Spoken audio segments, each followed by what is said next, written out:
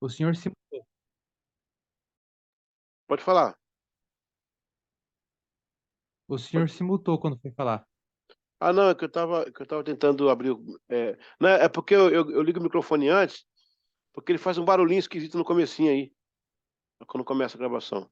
Aí eu deixo no mute, é o tempo que o barulho passa e já entra já com a gravação normal, entendeu? É por isso aí. Muito bem, gente. A gente está hoje sobre, agora a aula 19, a gente está sobre a ideia sobre as bases wesleyanas agora. Bases wesleyanas da adoração. Fizemos uma ênfase muito boa em teologia, né? Base bíblica, e agora as bases wesleyanas da adoração. Então, continuando aqui no pensamento wesleyano, vamos abrir a nossa apostila, que essa é a cronologia. Ó, nós tivemos um pouquinho da inódia, da inologia, né? Agora a cronologia inódica na construção da adoração wesleyana. Deixa eu pôr para cá. Pronto, agora deu certo. Abriu aí, Flávio? Abriu, né? A cronologia da Abriu. inódia.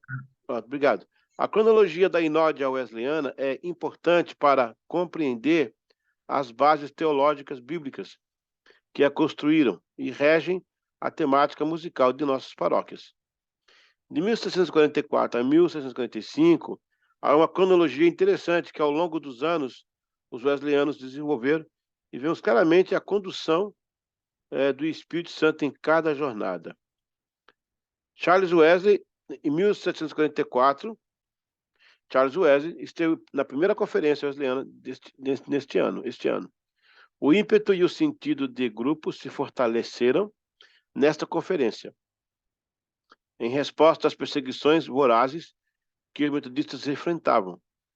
Charles escreveu: muitas águas não poderão apagar esta pequena chama que o Senhor acendeu, nem enxurrada de perseguição afogará. Com frases da mesma estipe, Charles levanta o brio do movimento, e a publicação dessas músicas fortaleciam os movimentos. Em 1645, de uma forma modesta, são publicados seus hinos sobre a comunhão da Santa Ceia do Senhor e os hinos para comemorar o nascimento do Senhor Jesus, que é um trabalho de Natal, né? Trabalho de Natal. Então, como foi colocado aqui, ó, no começo, ó, de 1744 a 1755, há uma cronologia interessante ao longo dos anos dos brasileiros. Então, foi nesse período aí que foi a primeira publicação. Claro, a partir de 1755, então continua as publicações. Mas as primeiras foram essas nesse ano aí. Temos aqui já, ó, 1746, a partir deste ano, Charles inicia suas composições por lotes de assuntos. Aí sim, ó, aí ele faz a inódia, tá vendo? Olha, aí que tá. Eu não sei se a Nazareno tem aquele linário que tem no final. Por exemplo, Santa Ceia, aí tem uma relação de hinos. Batismo, tem uma relação de hinos. Casamento, tem não? Como é que chama o inário Nazareno? Como é que chama o inário? Tem um Inário Nazareno que tem separado por tema também. Isso é inódia, entendeu? Isso é inódia.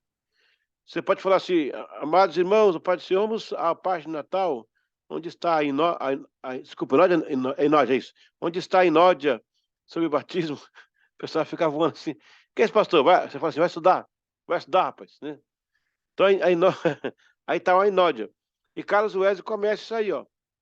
Rapaz, o Carlos Wesley, ele está à frente do seu tempo, cara. Ele começa os corinhos, cara. Os corinhos que até agora cantar até hoje. Ele começou os corinhos, porque era para as crianças, né? Para as crianças aprenderem em trovas pequenas. Isso os adultos começaram a estudar e fazer. Eu me lembro quando a igreja cantava o Inário de cor, gente. Hoje tem negócio de PowerPoint lá, data show. Olha, pessoal, deixa eu abrir aqui um parênteses, né? Ah, com esse negócio do digital, muitas pessoas usam Bíblia com o celular e no tablet. Tudo bem, não tem problema que eu também uso, sem problema nenhum. Mas eu uso, eu leio.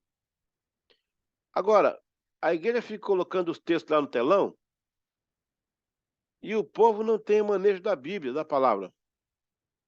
Ah, vou para a igreja, vai ter lá no telão, por que eu vou levar? Então, é uma discussão interessante. Não estou dizendo que é errado e que é certo, estou dizendo que é discussão. É um momento interessante. Daqui a pouco o digital tirou o crédito da leitura. Ele não precisa mais. Ele quer um versículo, é só apertar um dedo que vem. Antigamente ele folheava a Bíblia, folheava, e nesse folhear, Deus falava com ele. Mas, bom, vamos ver até onde isso vai, né? Pelo menos estou vendo isso aí, estou achando interessante. A partir desse ano, Charles inicia suas composições de lotes de assuntos com hinos voltados para os temas: ressurreição de Jesus, a ascensão de Cristo, petição, ação de graças pela promessa do Pai, trindade para funerais, para o culto de vigília, canções para as crianças cantarem. 1747, neste ano, Charles dá uma luz mais centrada na santidade e escreve músicas para aqueles que buscam, aqueles que têm redenção. 1749, surge uma clássica publicação, 2 volumes, aí de novo, a Inódia, de novo. 2 volumes expressivos, 445 novas composições, hinos e poemas sacros.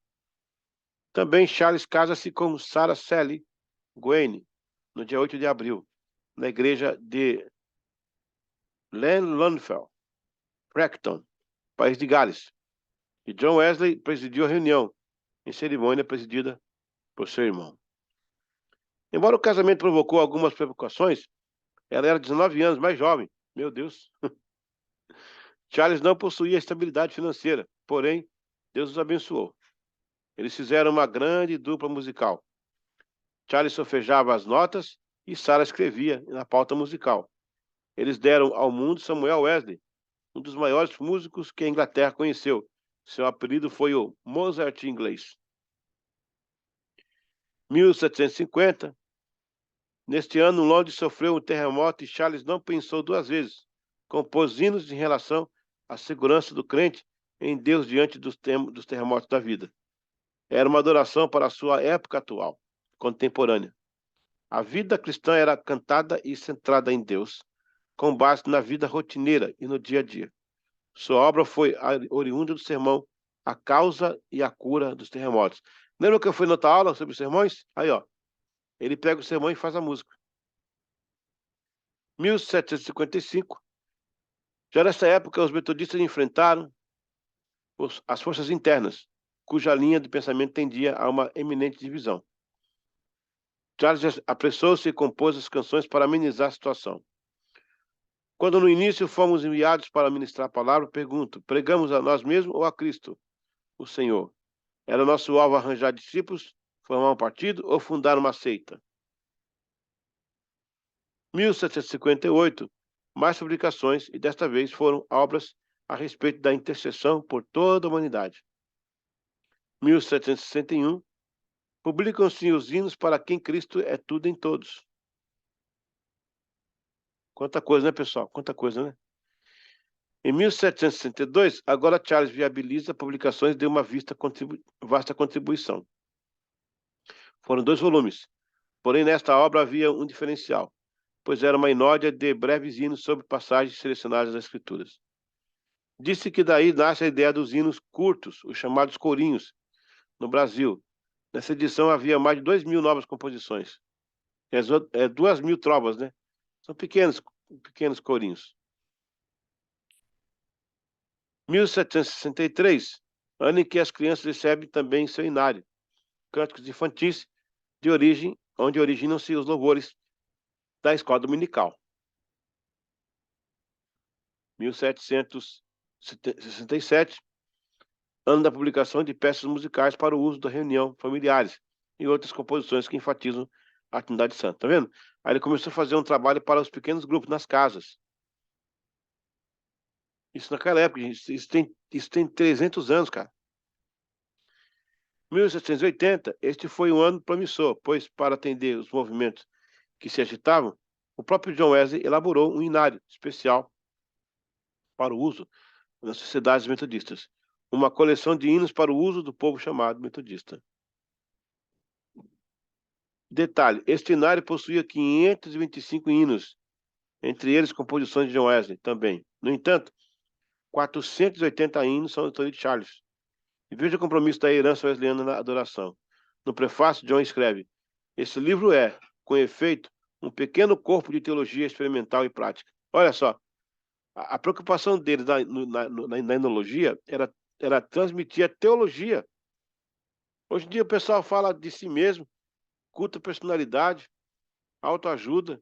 A última coisa é teologia. O que é isso? 1782, mais publicações. Desta feita são publicados os hinos para o jejum nacional e hinos para a nação, partes 1 e 2. 1784, publica-se a coleção de salmos e hinos para o dia do Senhor. Em 1785, uma novidade para a época, foi publicado o Inário de Bolso para o uso de cristãos de todas as denominações. Olha que interessante. Vocês sabiam que partiu de Wesley a ideia do dicionário de bolso? O dicionário que você usa, o Collins, eu tinha o Collins. Tem o Collins, tem o Webster, tem o Oxford, tem vários dicionários. O de bolso foi uma ideia de Wesley. Interessante, né? Muito interessante. 1788, Charles Wesley nos deixa. Ele morreu, né? Nesse ano aí. E parte para o tabernáculo eterno do louvor. Aos 80 anos, Charles falece no dia 29 de março. Poucos dias antes, ele havia ditado no seu último poema à esposa: na velhice e em extrema debilidade, quem redimirá um verme pecador? Jesus, tu és minha única esperança, a força da minha frágil carne e coração. Ó, que eu possa cativar um sorriso teu e entrar na eternidade. Que coisa linda, pessoal. Que coisa linda. Ele se autodenominava um pecador, né? Aquele pregador George Whitefield, quando escrevia as cartas, ele assinava assim, em vez de colocar assim, ó, atenciosamente, George Whitefield, colocava do seu amigo pecador, Charles Whitefield, ou George Whitefield. Esse pessoal tinha uma devoção, uma contrição, um compromisso fora do comum. Compromisso e atualização. Através desta cronologia histórica, então aqui a gente foi até 1788, com a morte de Charles, né? Apesar que teve outros compositores, gente, que continuaram o trabalho dele, compositores wesleyanos, né? Tem aquele caso do Isaac Watts, que foi um grande compositor também, só que não era wesleyano, não. Mas muitos hinos ele escreveu. O John Newton, que escreveu aquele Amazing Grace, how sweet the sound that saved a wretch like me. I once was lost, but now I'm found. I was blind, but now I see. É graça maravilhosa com doce ao som que salvou esse pecador, né? Eu era perdido, fui achado. Eu era cego, mas agora vejo. Oh, glória. John Newton era capitão do navio. Eles estavam vindo para a Inglaterra quando os chamados escravos eram capturados. E no pano do navio eles remavam para chegar no navio. Muitos morriam no meio do caminho, eram jogados no mar. Mas um dia, o John Newton estava na proa, quando ele ouviu os africanos emitir um som, era só um som de gemido, era um som de dor, era um som, um gemido. Eles cantavam. Uhum, uhum, uhum, uhum, uhum, uhum, uhum.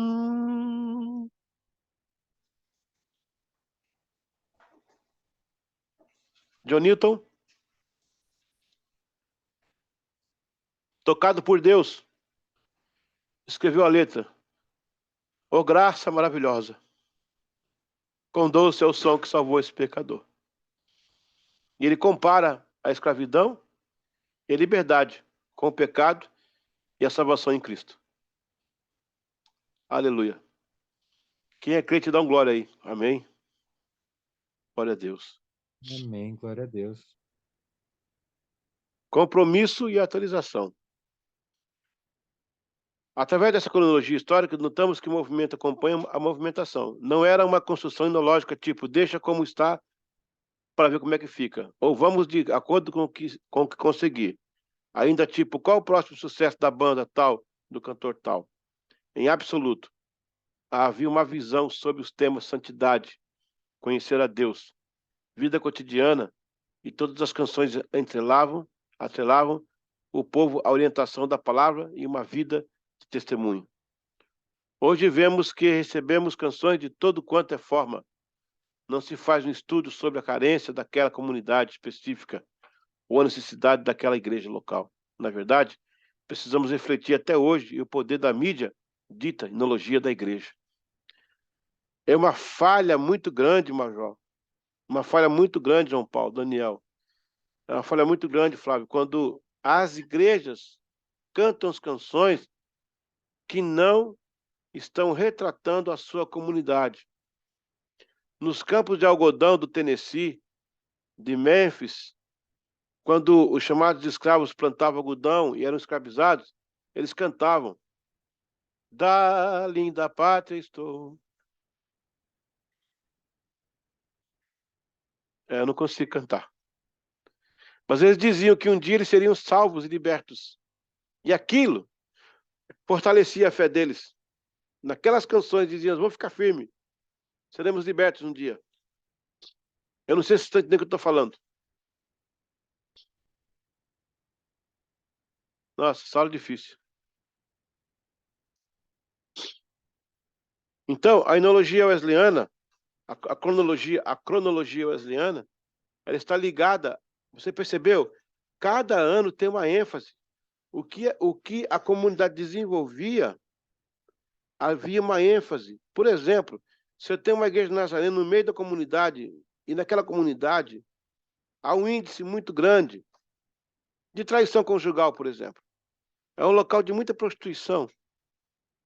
O que nós temos que fazer? Muitas vezes nós cantamos as músicas e está totalmente alienada a comunidade. A gente vai cantar músicas que louvam a Deus, que adoram a Deus, mas que enfatize o poder da libertação do pecado, da prostituição. Então, gente, é muito mais. Esse grupo de louvor que tem aí, né, tem que eu falo, no geral, fica ouvindo música na rádio para colocar no púlpito. Eles ignoram o que está passando na igreja, o que está passando na comunidade.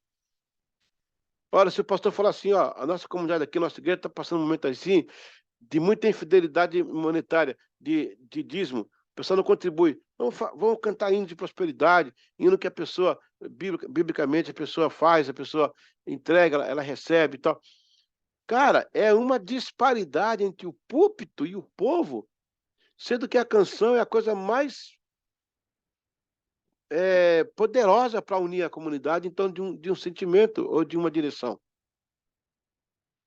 Eu quero até abrir aí para vocês, para falar alguma coisa nesse sentido, para a gente concluir essa aula. Então, colocando aqui bem simples, a cronologia wesleyana atendia, cada ano, uma modalidade que podia exprimir a necessidade espiritual daquela igreja. Percebeu quando o Carlos Wesley viu que estava querendo o pessoal dividir a igreja?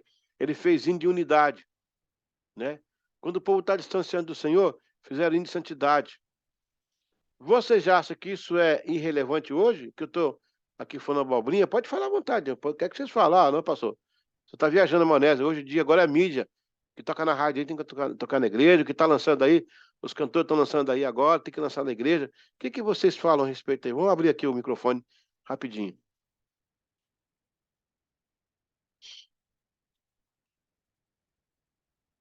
Eu concordo com o senhor aí. Hoje que, quando a gente fala, a gente tem coisas boas hoje, né? Também. Eu Sim. acho que tem. Mas a gente conversa aqui, o pastor William, ele sempre orienta muito a gente com relação a isso aí, as músicas, né? Às vezes eu ajudo com louvor, não sou músico, meu filho a minha esposa também ajuda, mas ele sempre tem essa preocupação aí de que a gente estude a letra da música, né? Antes de levar ela para o altar.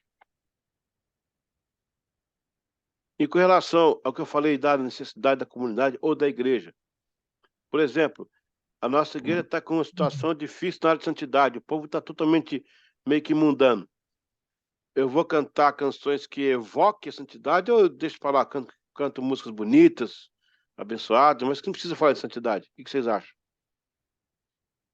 Que ter, né? Só que tem que ter essa sensibilidade também, né, pastor? Aí tem que ver se o ministro de louvor, se o ministro não, mas o grupo de louvor em si, se ele está buscando a santidade para ter essa intimidade com Deus, né? É aí que acho que onde a porca vai dar uma torcida aí, né? É, É, entender a necessidade da comunidade. porque aí a gente põe à prova justamente isso aí, para saber a que ponto o grupo, o ministro ou os músicos estão em intimidade com Deus, para ouvir a voz do Espírito Santo e fazer aquilo que ele é determinado e não aquilo que ele quer fazer. É isso aí. Com certeza. E se for Espírito Santo, aí sim, ele vai dizer o que é preciso fazer. Isso eu não tenho dúvida nenhuma. Mais alguém quer participar? Complementando aí como a Major falou aí, né? A minha esposa foi um tempo, né, do grupo de louvor, e o que ela sempre enfatizava, né, e cobrar, eu via, assim, de meio de longe, ela cobrava muito eles estarem sempre em consagração, né, porque, querendo ou não, eles tinham que escolher, né, o repertório através do Espírito Santo, né, é que nem a pregação, né, então não dá para escolher sem estar na direção do Espírito Santo, né, daí o Espírito Santo vai colocar ali o louvor, né, que a pessoa está precisando ali, né, ouvir, né, e que chega até o coração de Deus, né. Amém. Amém. Glória a Deus. E você, Daniel, o que você acha? Realmente, hoje existe esse distanciamento, em alguns casos, né? Talvez não sejam todos, né? Do que se canta e da real necessidade da igreja local, ou não? Então, eu ia comentar algo similar, que na minha opinião, humilde opinião, é uma junção de vários fatores. Estamos vivendo numa época globalizada, então lançam um louvor muito bacana nos Estados Unidos, meio quase que imediatamente traduzem para o português e é tocado aqui. Por um lado, traz facilidade, mas por outro lado, gera a falta de produção de material de conteúdo de louvores nossos, Até de contexto. local. Pois é. Então, como é uma questão globalizada, perde uma questão de características locais para tentar atingir uma característica global. Tá aí, ó. Você mandou bem, gostei. E fica pior, na minha opinião, é claro. Porque quando a gente trata o contexto geral, e é uma briga que eu tenho e todo lugar eu levo, há igrejas, pelo menos aqui em Curitiba, não sei fora de Curitiba, que da abertura do culto até a pregação dá uma hora e meia, e a pregação em si é 20 minutos. Então, o principal ponto do culto se torna o louvor, que é um louvor globalizado, que é um louvor sem personalidade. A mensagem que as pessoas mais recebem é do louvor, e ainda assim, a pessoa que está ministrando louvor, ou aquela equipe de louvor, é uma equipe que só está no louvor, não está inserido em um contexto pastoral, num contexto assistencial, não está inserido ajudando os jovens, mulheres, nada. Então, eles são do louvor. Ainda mais, quando se a gente vai estudar a época dos Wesley, você percebe que eles crescem espiritualmente, crescem ministerialmente, até chegar a um ponto que eles se tornam ministro dos louvores, que tem referência, tem poder para administrar, para pregar a palavra. Fala assim, o foco, o principal é a palavra, através do estudo da palavra que criam louvores. Hoje, ao meu ver, isso é uma falha que temos tremenda, que temos que lutar contra, temos que ir contra essa maré, de que a pessoa para estar no louvor basta saber cantar, Hum, basta saber tocar. meu, Então é isso. muito bom ponto, cara, muito bom ponto. Gostei da sua colocação e quero enfatizar aí uma linha que você colocou. Passa a bola para o João Paulo se ele concorda ou não. Eu acho, João Paulo, você me dá uma concordada ou não? Eu acho que esse é um problema que se vive muito nas igrejas locais. O grupo de louvor, o pessoal do louvor, não está inserido na vida cotidiana na igreja. Ali tem gente que canta bem, que toca bem, que dirige bem, mas não é dizimista, não participa de Santa Ceia. Não, tudo bem, libera esta ceia para ele, tem que participar, pelo amor de Deus, né? Pelo menos agora, não é dizimista, não participa da escola dominical, não atende aos chamados da igreja. Tem um casal que está no louvor, mas não vai no encontro de casais. Tem um grupo de louvor, ninguém aparece no culto de oração, no culto de estudo bíblico. Ou seja, será que é para o cara só cantar mesmo e ele não precisa estar presente na vida da igreja? E o que você acha, João Paulo?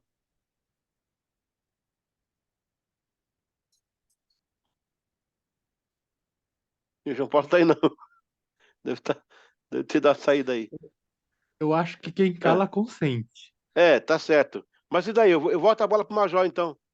Passo a bola para o Major. Major, esse distanciamento, você acha que o cara só precisa cantar mesmo, tocar? Tá bom, o cara é bom, o cara toca bem, manda bem, canta bem, então não precisa de mais nada.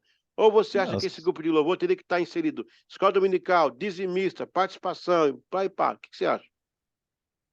Na verdade, eu tenho a plena certeza que o próprio manual nosso prevê isso, né? Todo obreiro da Igreja Nazareno, conforme o manual, ele tem que estar ativo na igreja, né? Ele tem que fazer parte de um grupo missionário e ele tem que frequentar aí os cultos e fazer a participação. Se fosse assim, a gente contratava a banda para tocar, né? Mas isso acontece Espaço. em algum lugar. Não estou dizendo que é na Nazareno, mas em muitas igrejas acontece isso. Os caras só chegam, os bonitões só chegam para tocar. Só para cantar e pregar, e louvar e tal, todo mundo bonitinho, pá. Mas ninguém participa de nada, nem dizimistas às vezes são. Essa é a Eu, realidade. eu tenho uma, eu tenho uma convicção, na verdade, porque gostando ou não, querendo ou não, pessoas que estão no louvor têm um destaque muito grande. Então Sim, eles têm que ser referência. com A minha certeza. convicção é, a pessoa para estar no louvor, ela tem que estar na pregação da palavra. Tem que ser um professor de escola dominical, tem que ser um professor de jovens, tem que o cara para ministrar o louvor, ele tem que estar no seminário, porque lá no púlpito ele está louvando, mas fora do púlpito ele tem que ter testemunho, ele tem que ter palavra.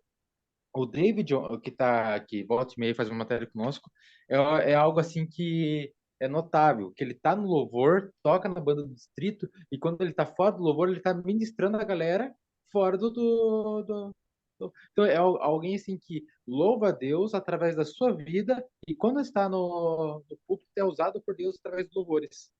Tem que se Glória a Deus. complementar. É isso, é isso.